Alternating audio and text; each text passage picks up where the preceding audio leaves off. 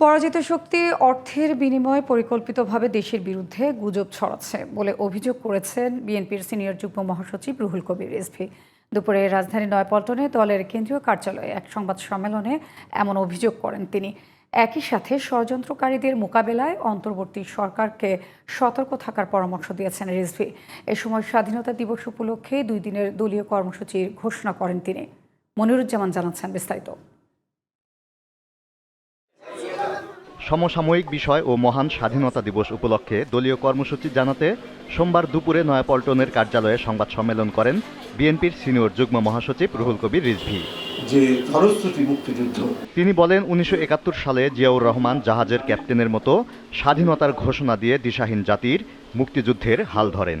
বহুদলীয় গণতন্ত্রের চেতনা এবং স্বাধীনতা সার্বভৌমত্ব সুরক্ষার অঙ্গীকার নিয়ে 7ই নভেম্বর এক ঐতিহাসিক বিপ্লবের মধ্যে দিয়ে জিয়াউর রহমান রাষ্ট্রক্ষমতা আসেন। স্বাধীনতার পর থেকে গণতন্ত্র প্রতিষ্ঠার লড়াইয়ে থাকা বিএনপিকে নিয়ে একটি চক্র এখনও ষড়যন্ত্র করছে বলে জানান দলটির সিনিয়র যুগ্ম মহাসচিব। পরাজিত শক্তির দোসরদের হাতে প্রচুর টাকা, এখন হয়তো অনেকে ইঁদুরের গর্তের মধ্যে লুকিয়ে আছে, কিন্তু লুকিয়ে থেকে কিন্তু ঘুমিয়ে নেই। তারা সেখান থেকে নানা ধরনের চক্রান্ত ষড়যন্ত্র করার চেষ্টা করছে, নানা বিষয়ে তারা করছে।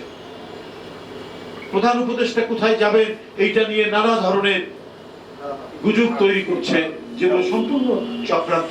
আইন শৃঙ্খলা পরিস্থিতি ও দ্রব্যমূল্য নিয়ন্ত্রণে সরকারের ব্যর্থতার সমালোচনা করে রিজভী বলেন, এগুলোর সমাধান না করে দায়িত্বশীলরা দায়িত্বহীন বক্তব্য দিচ্ছেন।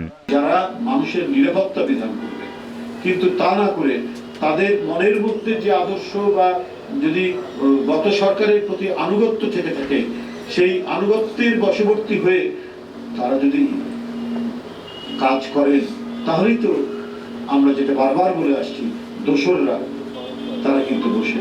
স্বাধীনতা দিবস উপলক্ষে মঙ্গলবার সকালে রমনার ইঞ্জিনিয়ার্স ইনস্টিটিউশনে আলোচনা সভা ও বুধবার দলীয় কার্যালয়ে জাতীয় পতাকা উত্তোলন এবং জাতীয় স্মৃতিসৌধে শ্রদ্ধা জানাবেন বিএনপির নেতাকর্মীরা।